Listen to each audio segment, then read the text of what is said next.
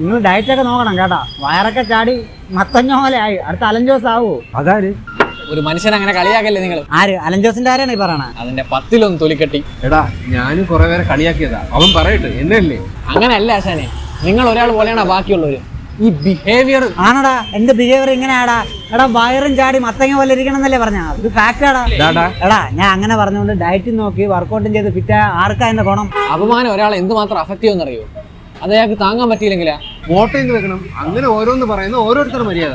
അത് താങ്ങണോ വേണ്ടേന്നുള്ളത് നമ്മുടെ മര്യാദ. എടാ കൺസ്ട്രക്റ്റീവ് ക്രിറ്റിസിസത്തിന് സ്കോപ്പ് ഉണ്ടാ.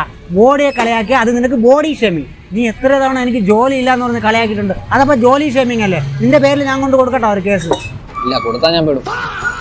ഒരുത്ത ഹെലികോപ്റ്ററായിട്ട് ഐഡന്റിഫൈ ചെയ്ത് അവനെ ഹെലികോപ്റ്റർ എന്ന് വിളിക്കണം. എടാ പോടാ വിളി പറ്റൂല. അപ്പൊ അവന്റെ പുറത്തു കയറി എന്ന് പറഞ്ഞ കുഴപ്പമുണ്ടാവും. ഇപ്പൊ ആശാന നിങ്ങളൊരു മത്തങ്ങ വയറെന്ന് വിളിച്ചു. പുള്ളിക്കാർ ഒരു 6 പാക്ക് ബോഡി ബിൽഡറായിട്ടാണ് ഐഡന്റിഫൈ ചെയ്യണത്. നിങ്ങൾ എന്തോ ചെയ്യും? എന്തോ ചെയ്തിട്ട് അവരാരായിട്ട് ഐഡന്റിഫൈ ചെയ്യണമെന്ന് ആദ്യം അവർ ഐഡന്റിഫൈ ചെയ്യണം.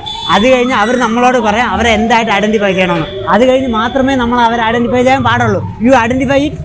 അപ്പൊ ഈ ആധാറിലും പാനലിലും ഒക്കെ ഐഡന്റിഫൈ ചെയ്യേണ്ടി വരുമോ? ഈ ഹെലികോപ്റ്ററിൽ പരിയും പഞ്ചാരയും കൊടുക്കും, എഞ്ചിൻ ഓയിലും ഡീസലും കൊടുക്കുമോ? അവസാനം